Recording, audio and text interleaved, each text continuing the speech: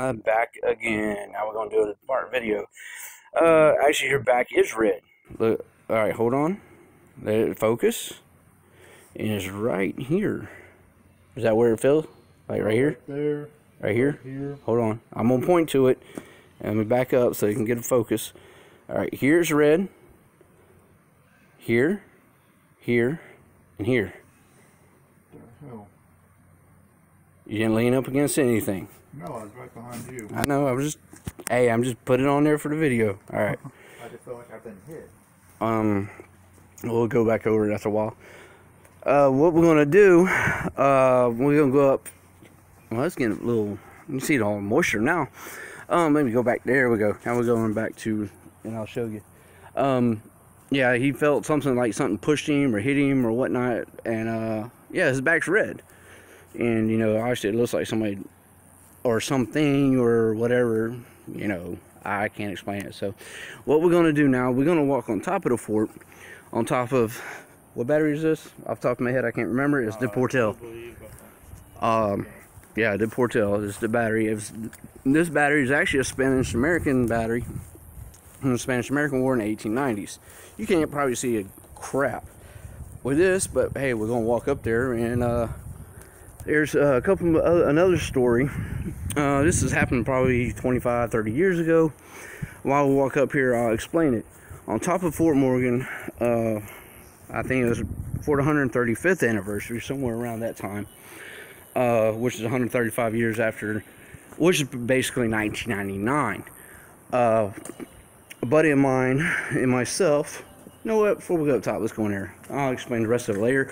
But a buddy of mine, myself, witnessed to see actually a beautiful girl in a 1860s dress. He wanted to go talk to her, so I said, go ahead, I'll wait here for you. So I got up and went with him. And as soon as we turned the corner to get to her, she disappeared. Nobody knows about this girl or anything like that, or who she was, what she was doing. But she hasn't been seen very often. So we're just going through different parts of the battery, Deportel. All these were different. Various storage areas. Obviously, you see all the graffiti that was in there on the wall, which is actually just carved in. All the way down was a light socket. So these are just different areas over here in the 1890s. All this is original. Has not been touched, maybe just retouched, but paint. But like I said, if we find anything or see anything, it'd be on video before we see it, because I haven't seen nothing yet with my own eyes. Only felt like it was really cold. Now I'm sweating outside of where there's actually air. So, but we'll walk around through here, get a little, you know, what's going on. There's actually, well, shoot, that's a bar. If you see it right there, if you can, there's two shells there. I don't know why this has always been blocked off, but I think it's because of the ceiling. But everything in here is exactly what it was practically since 1940s. It's just been blocked. And right up there is actually a piece of equipment. Yeah, it was part of the lift of the crane system. And that crane system, if you notice, there's tracks. That wasn't for a track, a monorail, or a hanging on the rail, or whatever you want to call it. It was for loading and unloading ammunition that went to the disappearing guns that were up there. All right, we're gonna have to go this way because all that side's blocked off. We're gonna walk up the steps, the battery. Deportel. All right, if you notice, there's tracks. The tracks are for basically cars. And I just see my breath for a second, and I don't see it no more. But the little cart carried weapons or munitions, ammunition, shells, rounds, anything from the boats that dropped it off. So we're gonna basically walk up the steps. And actually, this is my first nighttime video. So if you know, if anybody likes it, whatever, please comment or you know, leave a remark. You know, I hope I hopefully get more people to like my page, and I can do more traveling, not just around the Gulf Coast area. Now, where I'm at is, you'll see it looks like a little, like, you think of an amphitheater or whatnot. This is not an amphitheater. It looks better in the daytime, But this whole big old hole housed a big old gun in concrete. Basically, it was never used in war, so I'll go through more of that in the daylight where you can see more stuff. But right now, we're doing kind of... There's also a special trait right here in the wall. If you stand right there and you face outward, having your back to the wall, you could actually hear yourself. That's called an echo. Alright, these steps are not original. They put it here just so people can actually get up to the top more often, easily, and cater to more handicapped people. Alright, now we're going to be on top of Fort Morgan. You know, Fort Morgan, on one side is the Gulf of Mexico, the other side is Mobile Bay. You're going to see different lights throughout this. Now, this really bright orange light, obviously, this is a security light. Now, these little lights you see out in the distance, them are gas rigs. Not oil rigs, but gas rigs. They drill for natural gas. A lot of people confuse it with gasoline or oil. It's neither. It's natural gas.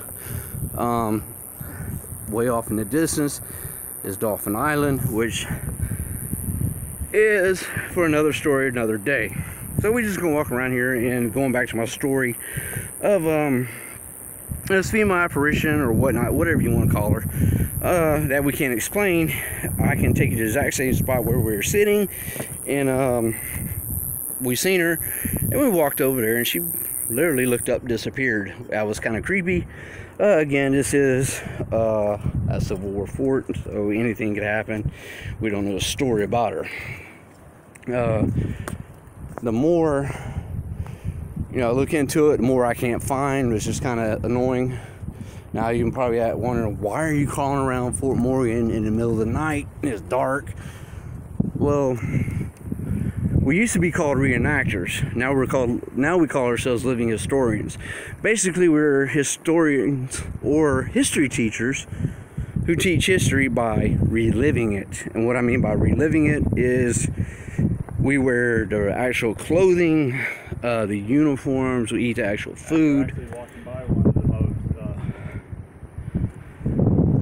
most hardest hit places here in Fort Morgan.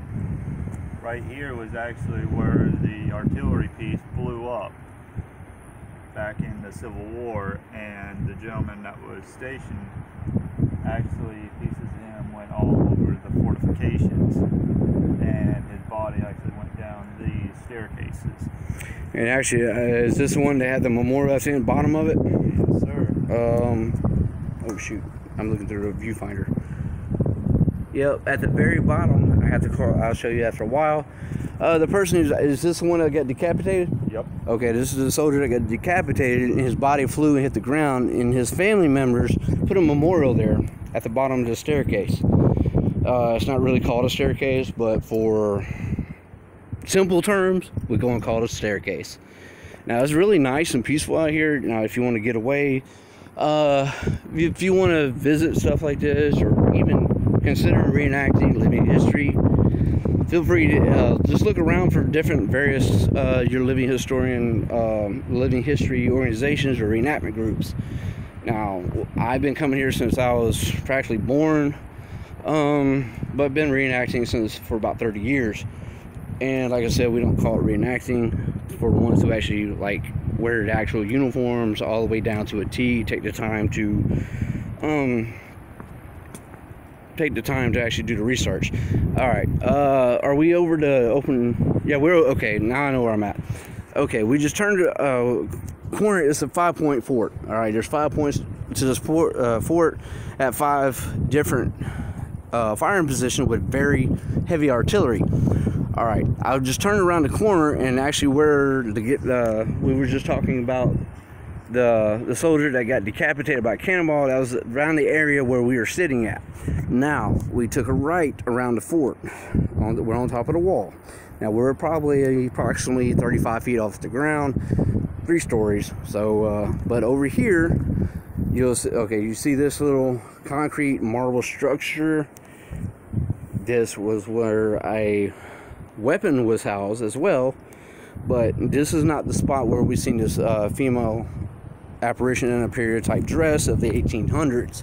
Now while we were walking closer, we walked past that one I just videoed, Now this one up here is going to be coming into view pretty soon.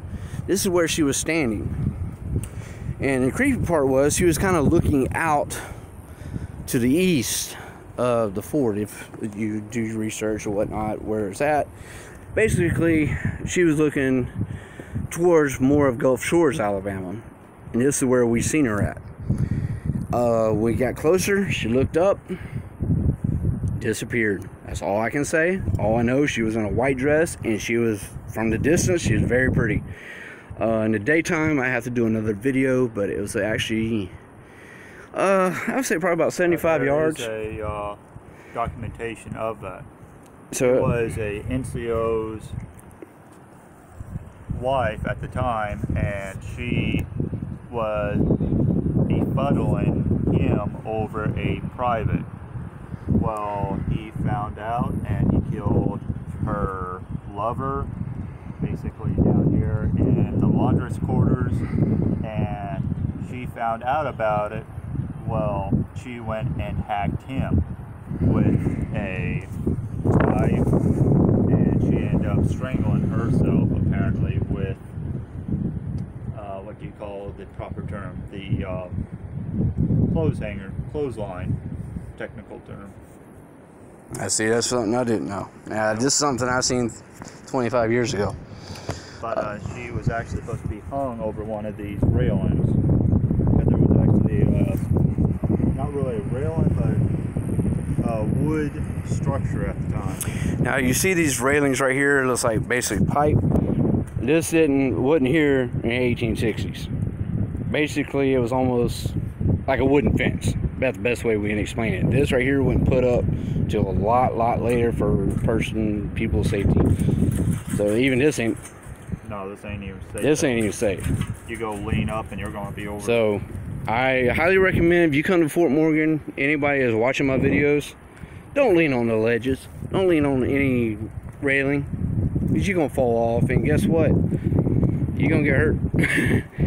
There are some places at Fort Morgan. Wildlife up here. There are some places at Fort Morgan that is extremely off limits for one reason only: safety.